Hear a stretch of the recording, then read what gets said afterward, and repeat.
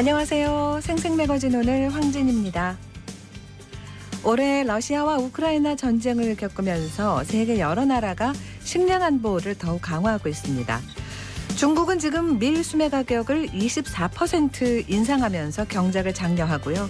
브라질에서는 저소득층이 자급자족할 수 있도록 2024년까지 세계에서 가장 큰 도시농업 텃밭을 만들기로 했습니다. 끝없이 떨어지는 쌀값 때문에 전국 곳곳에서 논을 갈아엎는 우리와는 참 다른 모습이죠. 어제 경북 의성과 상주에서도 농민단체들이 논을 갈아엎으면서 쌀값 보장을 외쳤습니다. 일각에서는 쌀값 폭락을 막기 위해서 벼 경작지를 줄이라고 합니다만 우리나라의 식량 자급률이 45.8%밖에 안 되고요. 이 중에 쌀을 제외하면 10.2%밖에 안 됩니다. 그나마 쌀이 있어서 식량 걱정을 덜 하는 거죠. 이미 지난 10년간 우리나라 논은 15%나 줄었고요. 기후위기 속에서 세계 곡물 가격은 계속 오를 거라고 합니다. 쌀값 안정은 농가의 소득 보존으로도 중요한 거지만 농지와 또 우리 식량 주권을 지키는 차원에서라도 꼭 대책을 찾아야겠습니다. KBS 대구 일라디오 생생매거진 오늘 9월 22일 목요일 순서 시작합니다.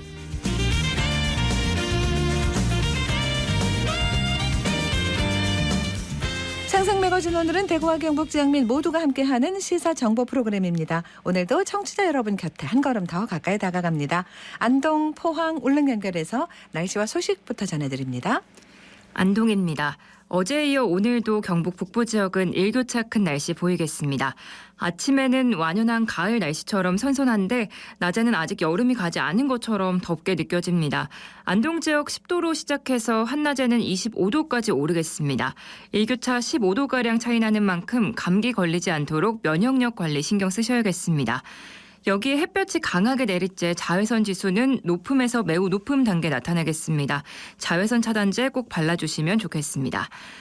의성군이 어제 의성 어울림센터에서 통합 중간 지원 조직인 행복 의성지원센터 출범식을 갖고 본격적인 공식 활동을 시작했습니다. 이번 통합은 기존에 개별적으로 운영되던 이웃사촌, 마을자치, 미래교육, 이웃사촌 복지 분야를 군정 방향과 정책 흐름을 반영한 기능 통합과 의성읍과 안개면을 중심으로 운영되는 조직을 의성읍 어울림센터로 공각 통합을 이뤘는데요. 청년 사회적 경제 기능을 강화하고 조직 간 상호 협력 체계를 통해 종합적이고 효율적인 정책과 활동을 수행합니다.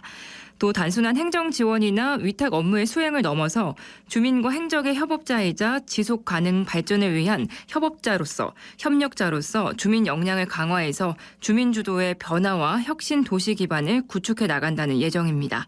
안동에서 전해드렸습니다. 이어서 포항입니다.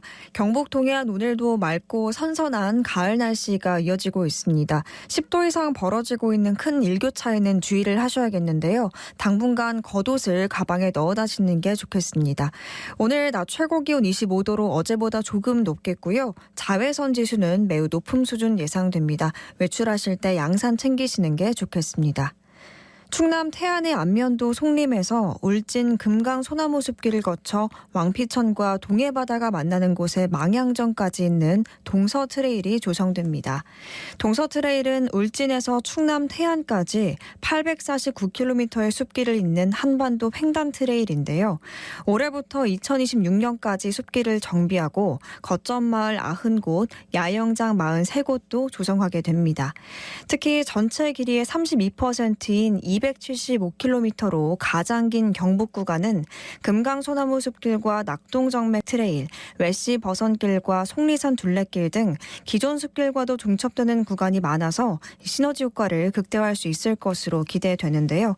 또 동쪽의 시작점이라는 상징성과 함께 해양경관이 수려한 울진 망향전 구간에서는 오는 28일 첫 삽을 뜨는 착수 행사가 열릴 예정입니다.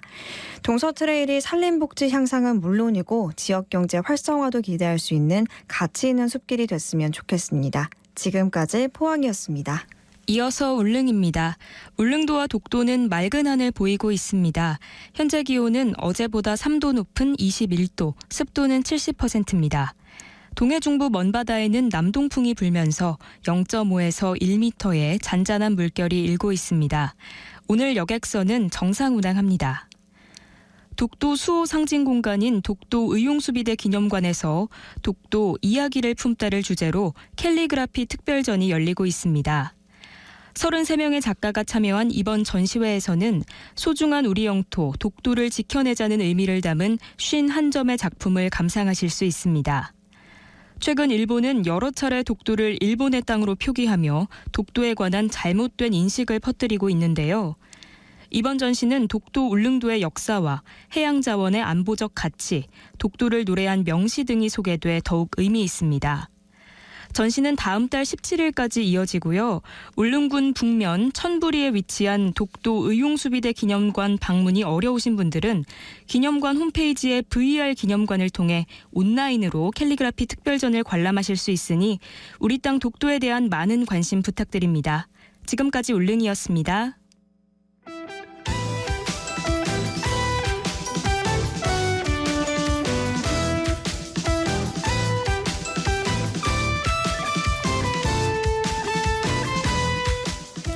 네, 오늘을 보는 키워드 뉴스 목요일에는 뉴스맨 장은미 기자와 함께합니다. 어서 오세요. 안녕하세요. 네, 첫 번째 키워드 가죠. 동물보호법입니다. 네, 이번 주에 동물보호법 위반 관련한 재판이 유난히 많았어요. 네, 맞습니다. 네. 그 대구 경북에서만 3건의 동물보호법 위반, 그러니까 동물학대죄에 대한 판결 선고가 있었습니다. 네. 제가 이제 재판 모두를 직접 방청해서 취재를 해왔는데요. 네네. 이 사법부가 과거 판결에 비해 상대적 중형을 선고했습니다. 이 갈수록 잔인하고 심각해지는 동물학대에 대해 이 공감대가 많이 그렇습니다. 형성되고 있는 것 같습니다. 네, 그 말씀하신 3건 모두 지금 일단 유죄가 나온 거죠? 네, 맞습니다. 네. 모두 유죄가 나왔고요. 먼저 이 동물학대 혐의로 동물원과 그 운영자가 처음으로 기소된 사건부터 말씀드리면요. 네. 이 운영자는 징역 1년의 집행유예 판결이 나왔고요. 이 벌금 300만 원과 80시간 사회 봉사 명령도 함께 받았습니다.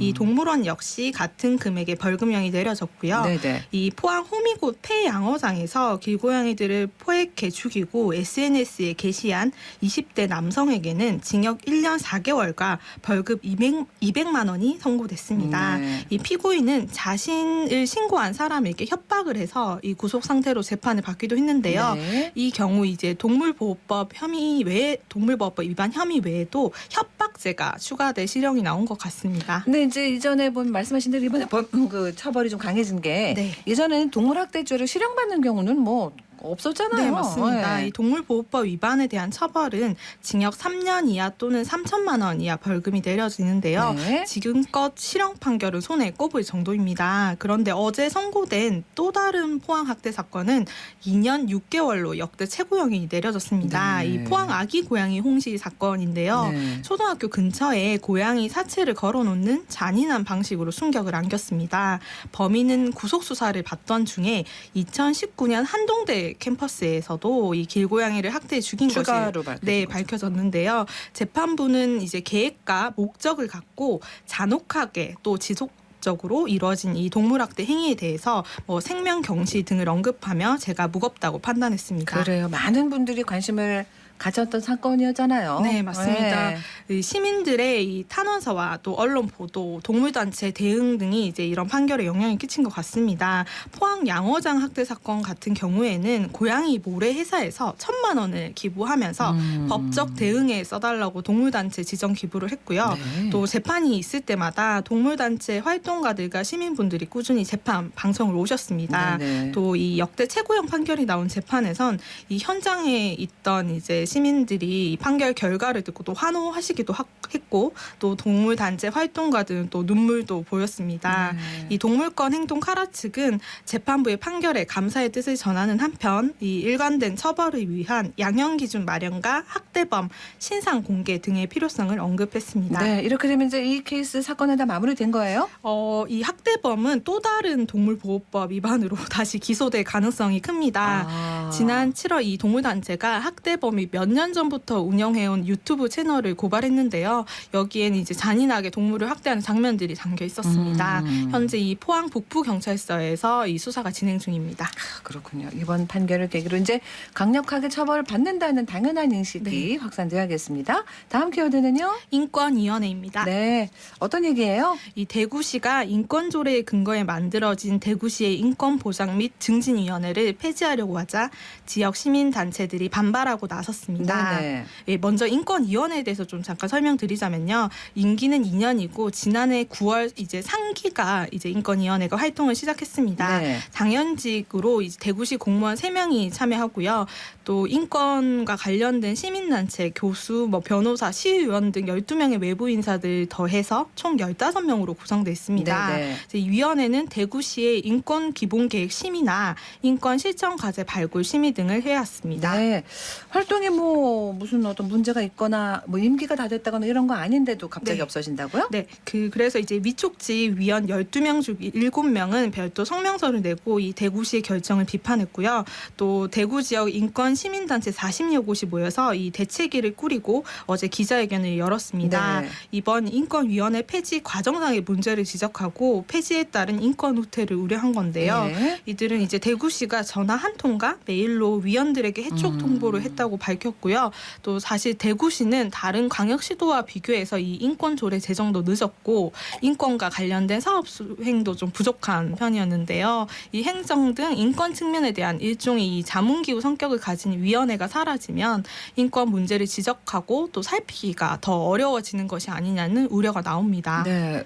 대구시는 어떤 얘기를 해요? 왜 이렇게 네, 결정했는지? 대구시는 이 공무원의 책임 행정을 강화하는 측면에서 결정됐다고 밝혔고요. 네. 또 조례 개정에 대한 논의는 아직 없다면서 각 인권 분야의 전문가 풀을 구성하거나 시정조정위원회를 이용하는 등 전문성을 보완하기 위한 방법을 고민 중이라고 말했습니다. 어쨌든 인권이 퇴보하는 일은 없어야겠습니다. 네. 다음 키워드는요? 특별 고문 제도입니다. 네. 어떤 얘기예요? 그 방금 말씀드린 인권위원회 폐지랑 좀 맞물린 일 같습니다. 네. 인권위원회 등 각종 시민참여위원회를 폐지하고 있는 대구시가 고액의 자문료를 지급하는 시장정책 고문 제도를 도입하려고 하고 있습니다.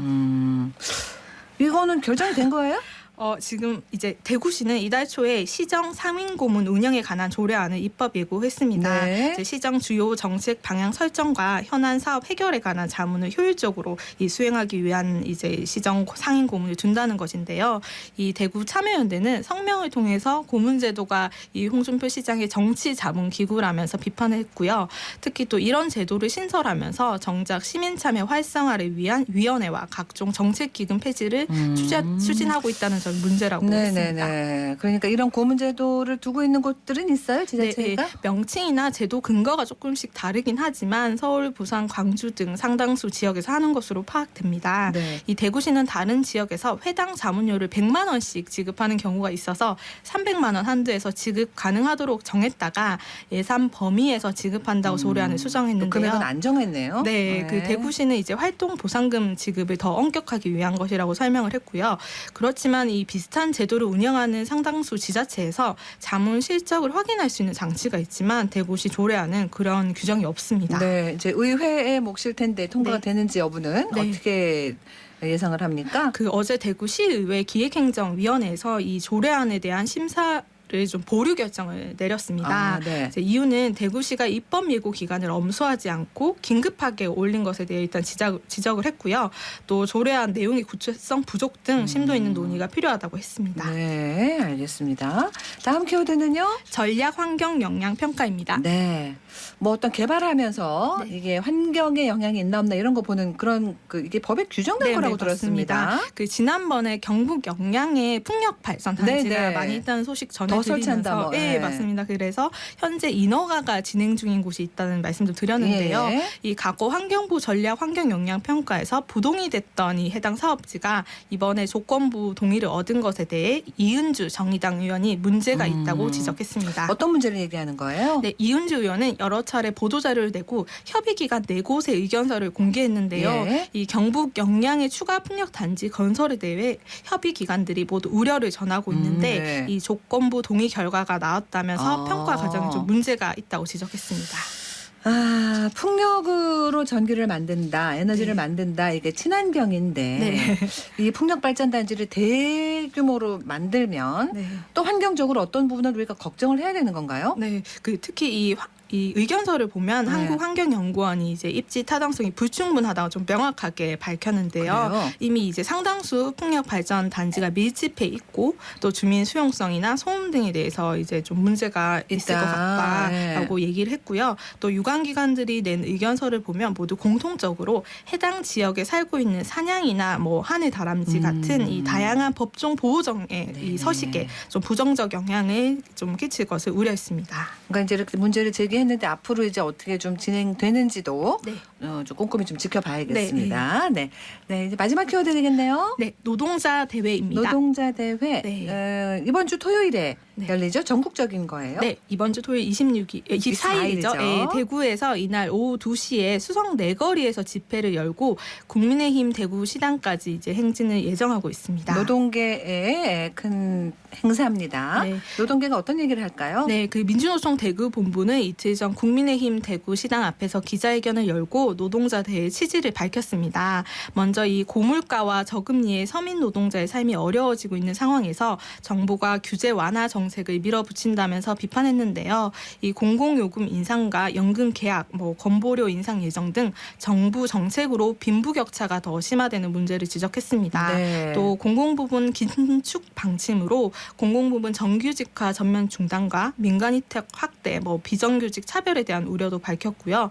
특히 이제 공공부문 축소가 민영화로 이어져서 사회 공공성 약화로 직결될 것을 걱정했습니다. 네. 정부의 노동정책과 관련해서도 의견을 내겠죠? 네, 노동정책과 관련해서는 노동시간 유연화와 성과 중심 임금 체계 전환을 위해 정부가 하반기 법을 개정하고 이제 준비를 하고 있다면서 이를 비판했습니다. 네. 또 이제 중대재해처벌법이 약화될 것도 걱정했고요. 노사협의회의 활성화와 부분 근로자 대표 이제 재도입으로 노동조합의 역할이 축소될 것도 우려하고 있습니다. 네. 이제 민주노총은 11월과 12월에도 거리 투쟁을 예고하고 있습니다. 알겠습니다. 오늘 여기서 마무리할게요. 고맙습니다. 네, 감사합니다. 네, 목요일 키워드 뉴스 뉴스민 장은미 기자와 함께했습니다.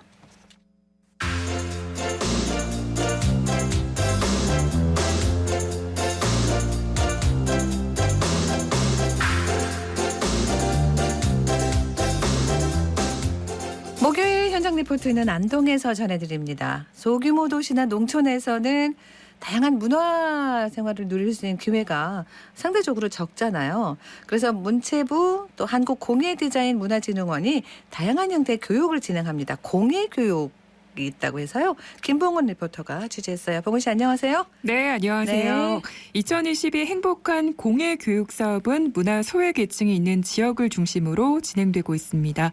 전국적으로 150여 군데에서 진행되고요. 경북에서는 영주와 김천, 청송 등지에서 이루어지고 있습니다. 네. 그리고 지역별로 참여하는 작가와 프로그램은 다양하게 진행되고 있고요. 공예 수업인데 다 다른가 봐요. 다양하고. 네, 그렇습니다. 일단 청송의 경우에는 과거부터 도자 문화가 발달한 지역적 특성에 맞게 도예 문화 교육 프로그램이 진행되고요.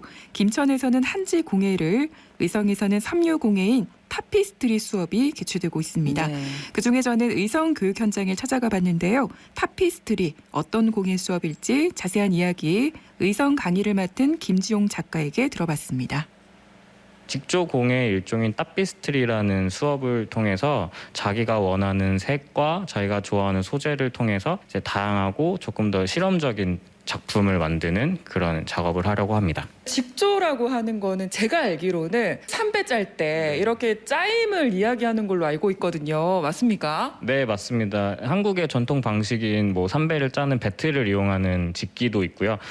직접 손으로 짜는 타피스트리와 같은 손직조도 있습니다. 우선 10회차로 총 진행이 될 텐데요. 1회차부터 3회차까지는 타피스트리에 대한 개념과 그리고 타피스트리를 사용할 수 있는 기법들 그리고 기초적인 재료들을 연구하는 시간을 가지고 그것들을 통한 자기가 꿈꾸는 그런 그림이라든지 자기가 짜고 싶어하는 작품을 참여하시는 10명과 함께 만드는 참여형 프로그램으로 결과를 마무리하려고 합니다. 작품의 주제를 먼저 설명드리고 싶은데 최종 참여형 작품 주제는 이제 자기 발견이라는 주제거든요. 진로에 대한 고민이라든지 자기가 좋아하는 꿈, 자기가 좋아하는 소재, 자기가 좋아하는 이야기들을 알아가면서 표현할 수 있게 만드는 게 목표이기 때문에 그것들을 통해서 자기를 조금 더 알아가는 탐구하는 시간으로 진행되려고 하고 있습니다. 이게 아까 처음에 했던 간격이고 이게 0.25 간격이 더 촘촘해졌죠.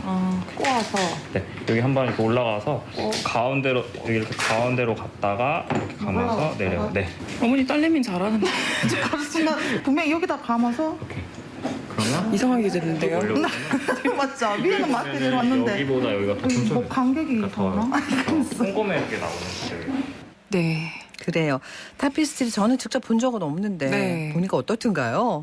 일단 이게 삼배틀처럼 생긴 직사각형의 나무틀, 이걸 위빙틀이라고 하더라고요. 네네. 여기에다 여러 종류의 원사를 날실과 시실을 가로나 세로 형태로 규칙적으로 엮는 겁니다. 네. 이게 이제 벽면 인테리어나 장식품으로 활용되는데요. 재료로는 다양한 실이 쓰이기도 하고 머리카락이나 말의 꼬리털 등도 사용이 됩니다. 그러니까 이제 이런 뭔가를 하면은 손으로 뭘 이렇게 하면 막 집중해야 되잖아요. 맞아요. 잘못하면 안 되니까. 치매 예방에도 좋겠더라고요. 그러니까 그렇기도 하고 막 뭐 좀 이렇게 스트레스 쌓이고 이런 것도 막 하고 나면 좀 풀리고 좀 괜찮겠는데요? 맞습니다. 네. 네, 일단 치매 활동을 가족 단위로 참여로 오신 분들이 많으셨는데요. 네. 그중에 한 어머님은 농사일에 지쳐 본인의 개인 생활을 경험할 수 없었는데 이번이 좋은 기회가 될 것 같다면서 굉장히 부푼 마음을 안고 공예 수업을 받으러 오셨습니다. 네. 이 참여자들의 이야기 담아봤습니다.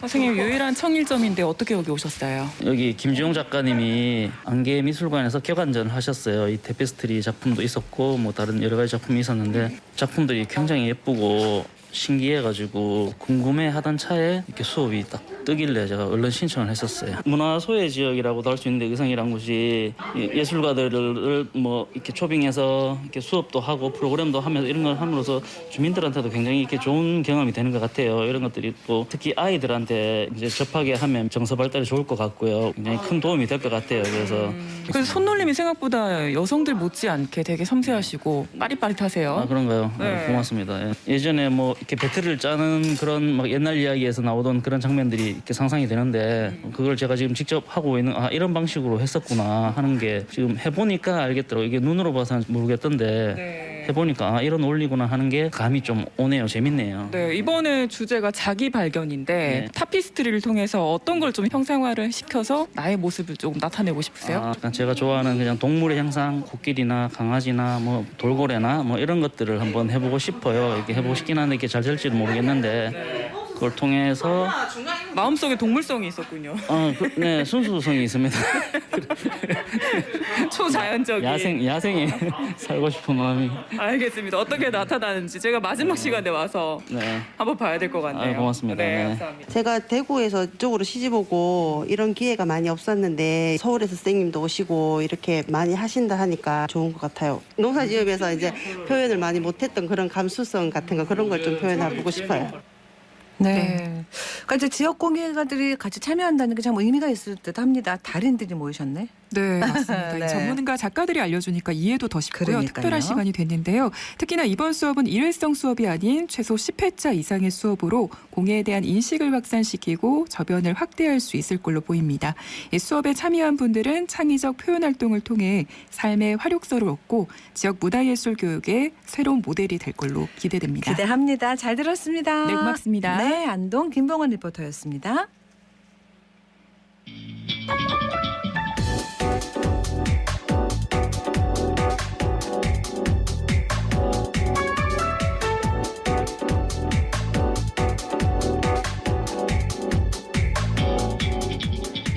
묻고 듣고 생각과 마음을 나누는 방송.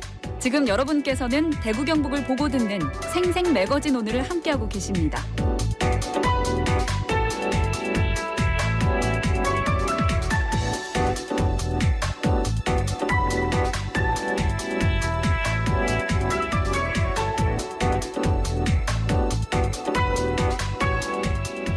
오늘 프로그램 시작하면서 쌀값, 식량 자급률 얘기를 했습니다. 곡물 정말 중요하고요. 곡물만큼 중요한 게 또 과수농사죠.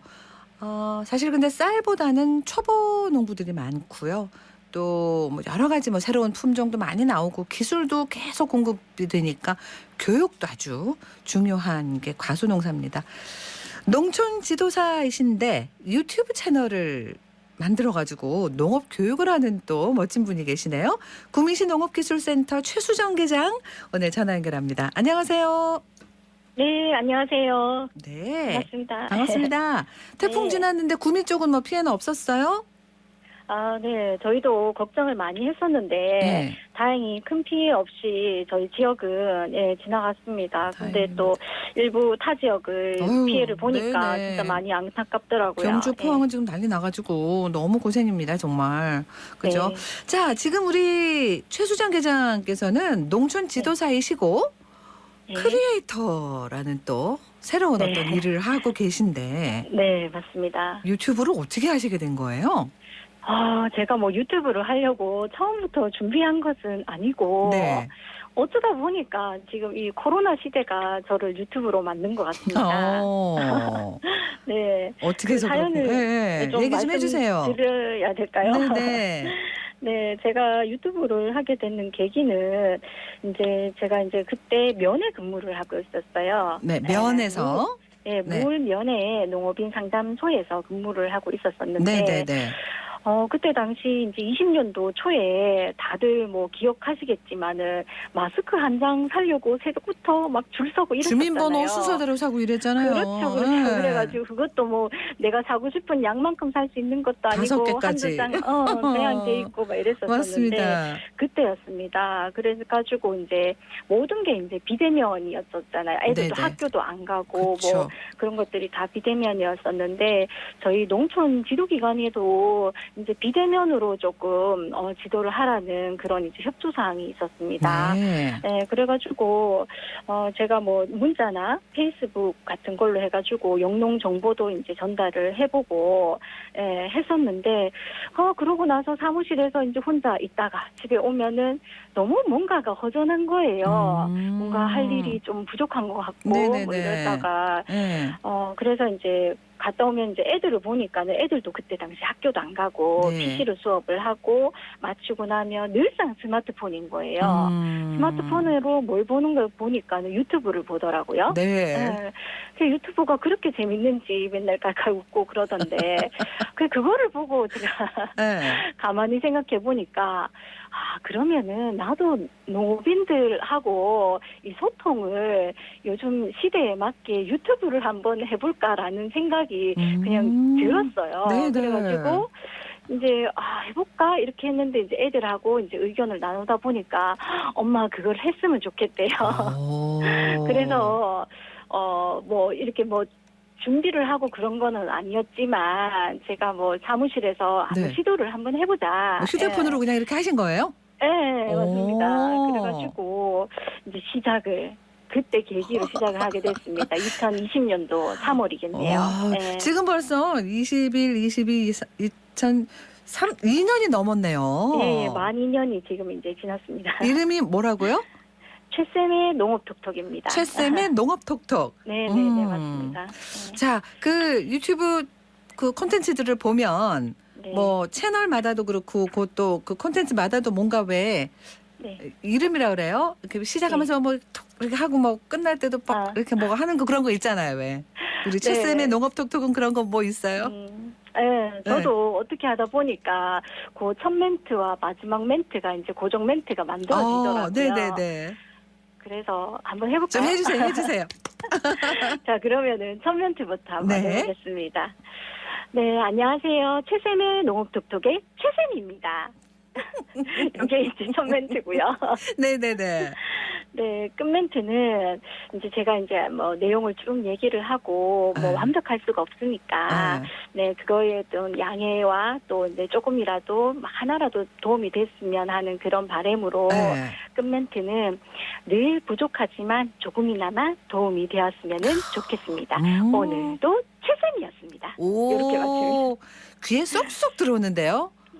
영상 꼭 찾아봐야 되겠습니다. 이게 준비하려면 시간 되게 많이 걸리실 텐데 물론 이제 늘 하시던 일이기는 해도 영상으로 뭔가를 콘텐츠를 제작한다는 거 시간 되게 많이 걸리는 거거든요. 맞습니다. 네. 대단하십니다. 안 해보신 분들은 몰라요. 거예요. 저는 안 해봤지만 하는 걸 본 사람으로서 고생 많더라고요. 이 최쌤의 농업톡톡 우리 최쌤이 제가 이렇게 좀 수소문을 해봤더니 샤인머스켓 박사다 이렇게 얘기를 하시더라고요. 네, 어떻게 그런 얘기가 나왔어요? 네, 뭐 샤인머스켓 박사까지는 진짜 과찬이시고. 네. 아니 논문 내고 뭐 진짜 하셨잖아요. 네. 네. 아, 제가 박사까지는 아니고 네. 사실은 이제 샤인머스켓으로 석사학위를 받았습니다. 아, 그러셨군요. 네. 그럼 이제 포도 쪽으로 원래 관심이 있었던 거예요? 네, 제가 그 가수 업무를 담당을 했었는데요. 네. 2016년도에 저도 샤인머스켓을 처음 알았습니다. 네. 네, 그래가지고 이제 그때 당시 이제 포도를 처음 맛보고 이거는 너무 혁명적인 거예요. 진짜 세계에 나올까 말까 한 그런 맛인 거예요. 아, 와, 진짜요? 이거는 정말 누구라도 싫어하는 사람이 아무도 없겠다.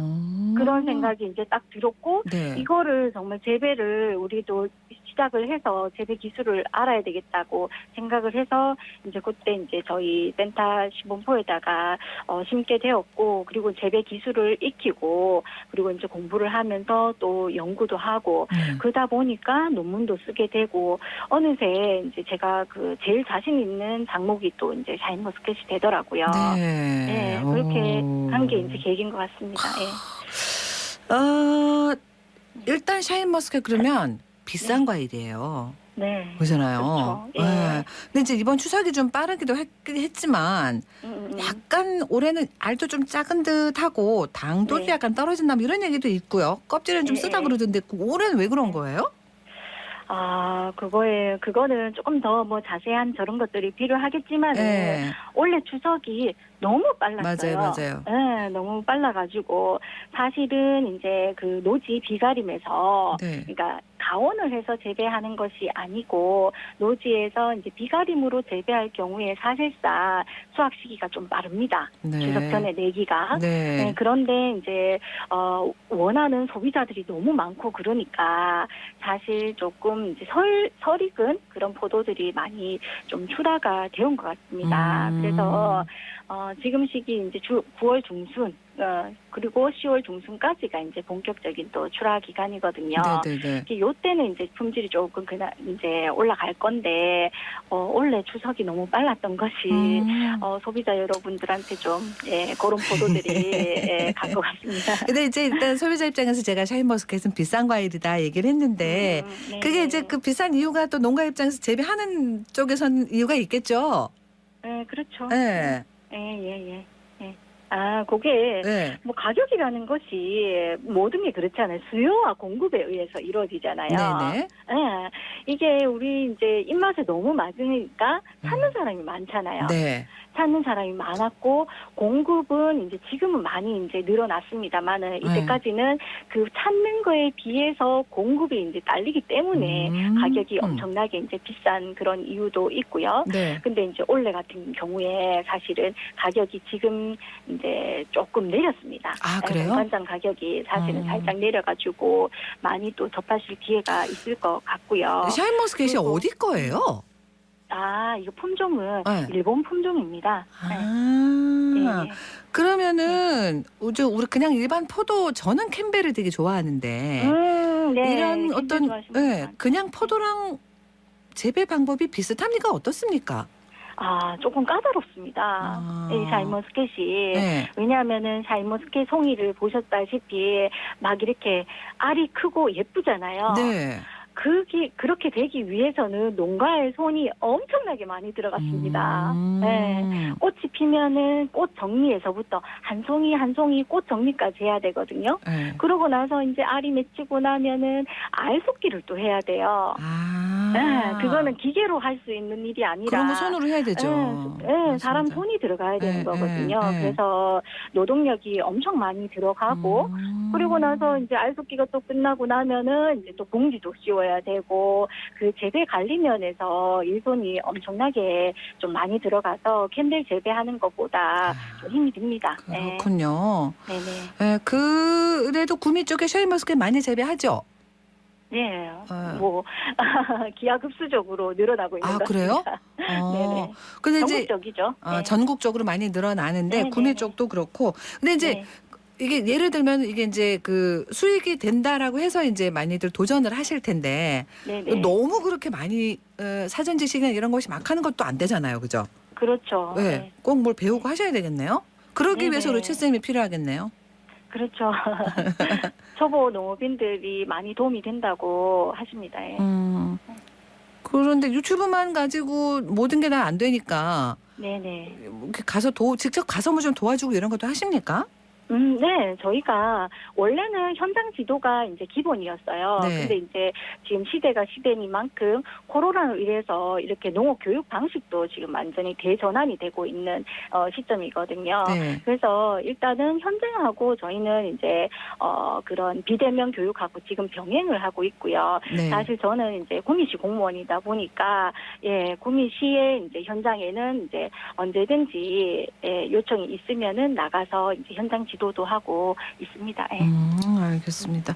지금 그 우리 최쌤의 농업톡톡, 네. 최쌤의 농업톡톡으로 들어가면 되죠? 네, 맞습니다.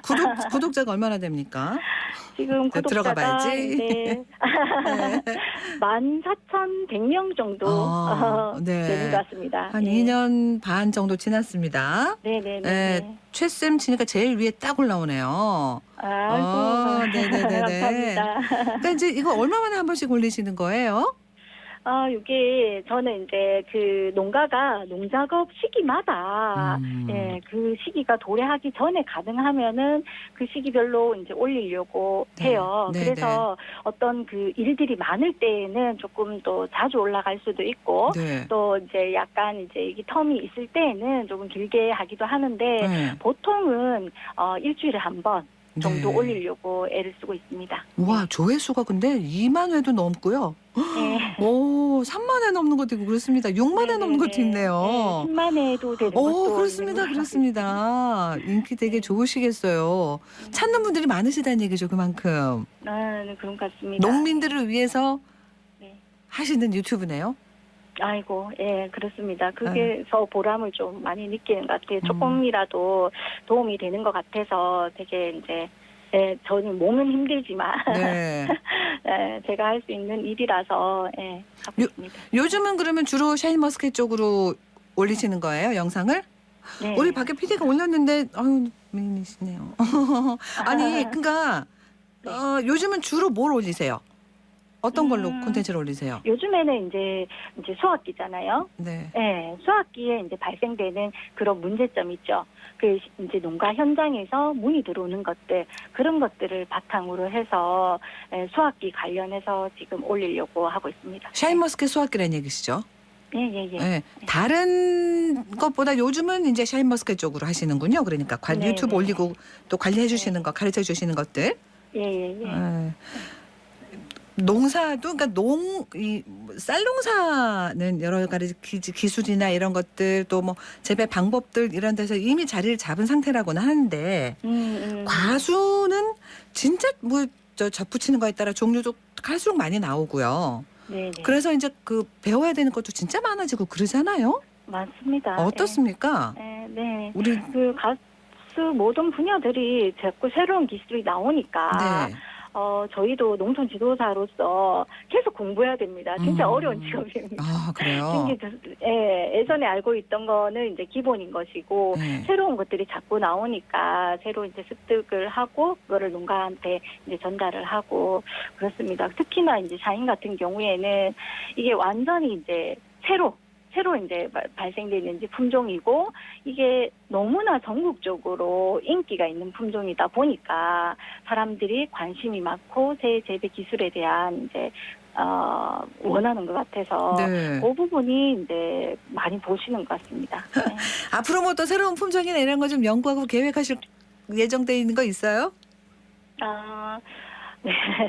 앞으로 뭐 이렇게 딱 뭐를 해야 되겠다라는 것은 이제 없지만은 이제 새로운 거 이제 나오는 대로 이제 받아들이고 저도 최대한 이제 열심히 익혀서 농가한테 보탬이 되도록 노력을 하려고 합니다. 네, 알겠습니다. 오늘 얘기 여기서 마무리할게요. 고맙습니다.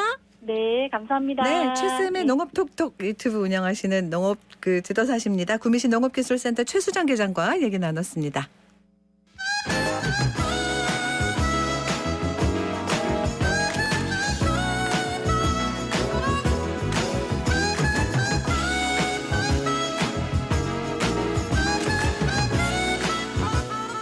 11시 44분 지났습니다. 해결책 김성신 출판평론가 함께합니다. 안녕하세요. 네, 안녕하세요. 네, 자 해밍웨이가 생전에 출판하지 않았던 단편 소설이 공개됐다고요? 네, 그렇습니다. 네. 어제입니다. 뉴욕타임즈에서 이 펜실바니아 주립대학교가 최근 이 어니스트 해밍웨이가 남긴 자료를 정리하는 과정에서 4편의 단편 소설, 또 여기에 개인적인 메모 이런 것들을 새로 발견했다 이렇게 보도를 했습니다. 네. 이 중에서 가장 관심을 끄는 작품은 이 제목도 붙어 있지 않은 한 3페이지 정도 분량의 짧은 단편 소설인데요. 이 소설의 주인공인 신인 권투 선수는 이 경기에서 코가 부러지고 양쪽 눈 주변에 검은 멍이 들 정도로 아주 고전했지만 결국 승리한다 뭐 이런 내용을 담고 있다고 해요. 네. 근데 학자들이 이 소설에 주목한 것은 이 주인공의 이름이 바로 위대한 개츠비의 작가인 이 스콧 피츠제럴드에서 나왔기 때문입니다. 그런 이름인가 봐요. 주인공 이름이. 네, 그렇습니다. 해밍웨이하고 피츠제럴드는 뭐 동시대에 같이 활동했던 작가들이잖아요. 미국 작가들. 네, 그렇습니다. 이 피츠제럴드가 살짝 먼저 인기가 있었습니다. 이 해밍웨이는 무명 시절이었던 1925년에 이 프랑스 파리에서 인기 작가로 크게 이름을 날리던 당시의 피츠제럴드와 처음 만났다고 하는데요. 네. 뭐 이후에 피츠제럴드는 이 해밍웨이에게 이 출판 편집자를 소개해주기도 하고 이렇게 후원자 역할도 해주었습니다. 둘이 사이가 좋았죠 처음에는. 네네. 그런데 이후에 이제 둘의 관계가 악화됐다고 하는데 특히 이 해밍웨이는 피츠제럴드와 권투와 관련한 그런 악연이 있었다고 합니다. 그래요? 네. 권투와 관련해서 어떤 일이에요?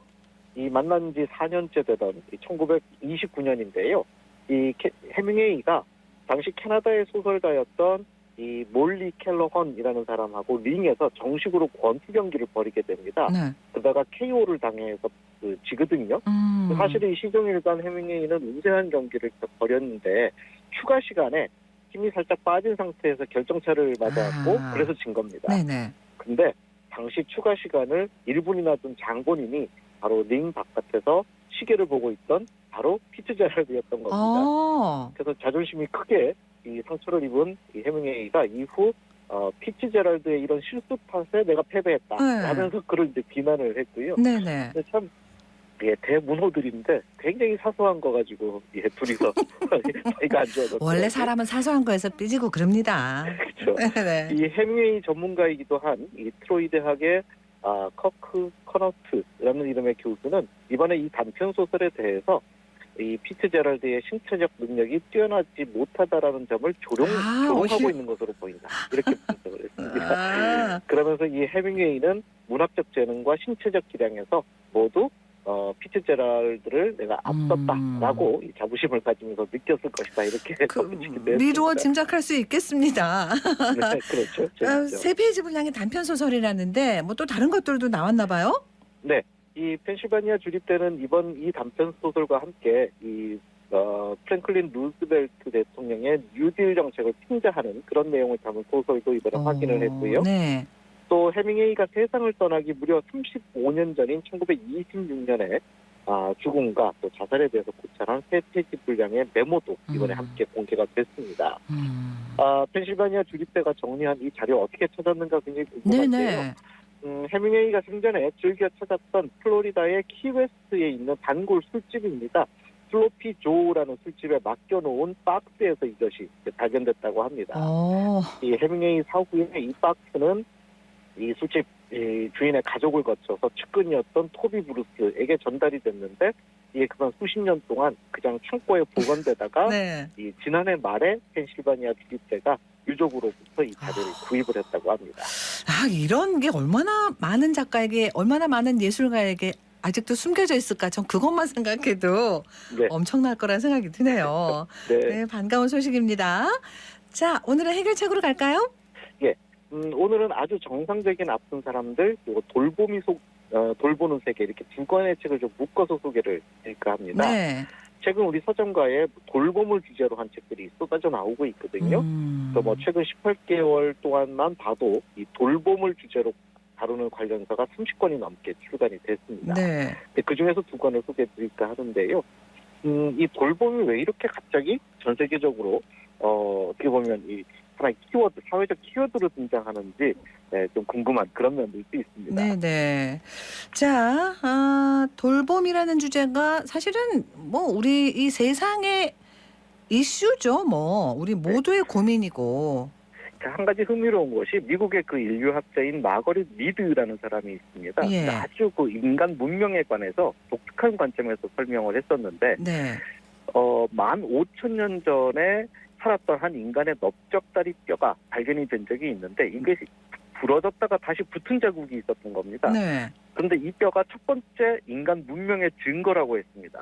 왜냐하면 여기 뼈가 부러지면 사람이 움직일 수가 없거든요. 네. 그러면 다시 붙었다라는 건 부러졌다가 붙을 때까지 누군가가 돌봐줬다라는 의미라는 거죠. 네네네. 이 마거릿 미드라는 인류학자는 바로 이런 돌봄이 인간의 문명을 만든 하나의 어떤 시초였다. 이렇게까지 이야기를 한 거죠. 그렇군요. 그래서 돌봄이라는 건 뭐 어떤 특별하고 이례적인 그런 행위가 아니라 인간을 인간답게 만드는 가장 중요한 요소 중에 하나다. 이런 관점에서 봤던 겁니다. 네. 그러니까 돌봄 역시 우리 사회가 어떤 그 진짜 공감을 하는 그런 마음과 서로 이제 유대한다는 그런 어떤 인식이 있어야 가능한 일이지 않습니까? 그렇죠. 네. 어떤 주제에 대해서 관심이 많아지는 것은 사실은 결핍 때문입니다. 그 사회에 있어야 되는 것이 없으면 사람들이 거기 그 책에 대해서 관심을 가지는데, 그렇죠. 네. 예, 근데 우리 사회가 너무 어떻게 보면 최근에 좀 차갑고, 예, 그렇기 때문에 맞습니다. 이 돌봄이라는 주제가 사실 등장하고 있는 것이 아닌가 싶습니다. 네. 자, 아주 정상적인 아픈 사람들, 이 반대 의미가 같이 있는 제목이네요. 네, 그렇습니다. 폴 김, 김인종 이렇게 두 분이 함께 지었는데 현재 그 미국 LA에서 정신건강 가족 미션이라는 이름의 연구소를 운영하는 폴 김 소장. 이분은 또 목사이기도 한데요. 네. 이분이 쓴 책입니다. 이 조현병 환자인 여동생을 암으로 떠내보낸 그런 경험을 가진 그 폴 김이 지난 25년 동안 이 정신질환자 가족들을 돌보면서 겪은 그런 이야기를 담고 있는데요. 네. 미국에서 활동한 저널리스트 김인종 씨와 함께 썼습니다. 그야말로 돌보는 가족들에 관한 이야기를 담고 있는 그런 책입니다. 그래요. 어떤 내용이에요?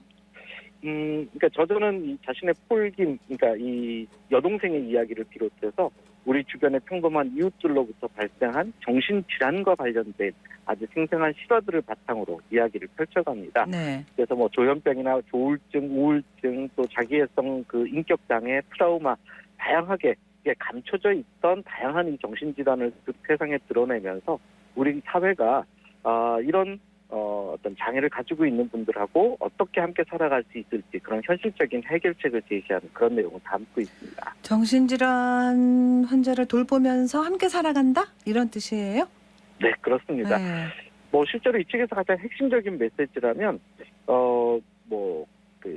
우리 인생에 있어서 고통 없는 삶이라는 것은 사실 누구에게나 존재할 수 없다라는 것들을 설파하면서 이 서로를 돌보면서 이 고통과 고난 이런 것들, 내면의 고통 이런 것들을 함께 한다라는 것 이런 것들이 얼마나 중요한지 바로 이런 부분들까지 이야기를 이어가고 있습니다. 네. 자, 아프지만 아주 정상적인 아픈 사람들. 네, 그렇습니다. 소개해 주셨습니다. 두 번째 책이 돌봄이 돌보는 세계예요. 네. 각계의 전문가 11분이 공저한 책인데요. 이 돌봄이 돌보는 세계라는 책. 돌봄이라는 행위의 사회적 가치 또 그 가능성을 깊이 생각해보는 이 책은 사회과학서입니다. 사회학자, 보건학자, 여성학자와 문화인류학자 여기에 노동운동가라든지 또 질병권운동 활동가라든지 또 질병 당사자까지 그러니까 이들은 각자 자신의 시각에서 돌봄이라는 것이 지금 우리 사회에서 어떻게 취급되고 있는지 또 돌봄과 관련한 사회적 모순은 무엇인지 바로 이런 점들을 이야기해주고 있습니다. 그러니까 이제 돌봄이라는 걸 통해서 우리 사회의 여러 가지 문제를 좀 생각해 볼 수 있는 그런 거군요. 네, 그렇습니다. 최근 이 제도와 복지의 관점에서 돌봄을 다루기 시작하지만 또 가치와 이념으로서의 돌봄까지 이야기를 계속 확장해 갑니다. 이 책은 인간의 삶이 더 이상은 이윤을 위한 삶 이런 것 따위가 아니라 그 자체로서 좋은 삶으로 전환해가는 그런 하나의 새로운 방식으로서 돌봄 이것을 우리에게 새롭게 제시를 하고 있습니다. 네, 좋은 내용이 많겠습니다. 네, 이 안수경 계명대학교 정책대학원 여성학과 교수의 이야기가 굉장히 인상적인데요. 돌봄은 혁명이 되어야 한다. 이런 그 제목의 글을 쓰고 있었습니다. 특히 여기서는 뭐 가령 우리 사회가 지금은 뭐 성장률이라든지 이윤 보장, 이윤 극대화 이런 것들이 지금은 우리의 가장 중심적인 사고방식, 그러니까 성장 경제하에 우리가 있다라는 것이죠. 이런 사회 체제 내에서는 돌봄이라는 것이 근본적으로 불가능하다라는 겁니다. 왜냐하면 이 성장 경제하에서는 충분한 돌봄에 필요한 시간과 자원이 허용이 되지 않기 때문이다라고 이야기를 하면서 지금까지 이런 경제 개념과 작별하고 충분한 돌봄을 가능하게 할 수 있는 어떤 새로운 경제, 그것을 향한 또 젠더적 상상 이런 것들로 나아가야 한다라고 이야기를 하는데요. 이렇게 정치학자의 시각에서 이 돌봄의 문제를 그야말로 사회학적 차원에서까지 이제 근원으로 올라가서 그 방향을 모색하고 있는 부분들이 굉장히 인상적이기도 했습니다. 알겠습니다. 오늘 여기서 마무리할게요. 선생님 고맙습니다. 네, 고맙습니다. 네, 김성신의 해결책이었습니다. 교통정보입니다. 윤가영 리포터. 네, 먼저 시내도로 정보입니다. 신천대로는 양방향으로 대부분 구간 편안한 흐름 보이고 있습니다만 공사 중인 곳이 있어 참고하셔야겠습니다. 대봉 지하차도에서 수성교 지하차도 2, 3차로 쪽에 주의운전 유지 보수 작업이 진행 중입니다. 침산로는 남친산 내거리에서 북구청 내거리 쪽으로 전체 차로에 걸쳐 보수 작업이 진행되고 있고 팔달로는 상신 3거리에서 팔달교 방향으로 삼신 3거리 100m 지난 지점 3, 4차로를 막고 도로 노면 공사 중입니다. 일대로 차간거리 좁힌 채로 이동하는 모습입니다. 복현로는 복현오거리 구간으로 차량 이동만 꾸준하고요. 이어서 고속도로 안내해드립니다. 경부고속도로는 서울 방향으로 신동제 지난 147.3km 지점 4차로와 갓길에 걸쳐 5톤 화물차가 고장으로 정차 중입니다. 지금까지 이 시각 교통정보였습니다. 제22회 대구 국제식품산업전이 오늘 개막해서 25일까지 대구 엑스코에서 열립니다. 200여 개 업체가 400여 개 부스를 열어서 최신 유행하는 식품 산업 정보들을 소개한다고 하는데 뭐 수출 상담회도 3년 만에 다시 열린대요. 지역 식품 기업들 해외 시장 개척에 도움이 되면 좋겠습니다. 9월 22일 목요일 생생매거진 오늘 여기까지입니다. 함께해 주신 여러분 고맙습니다.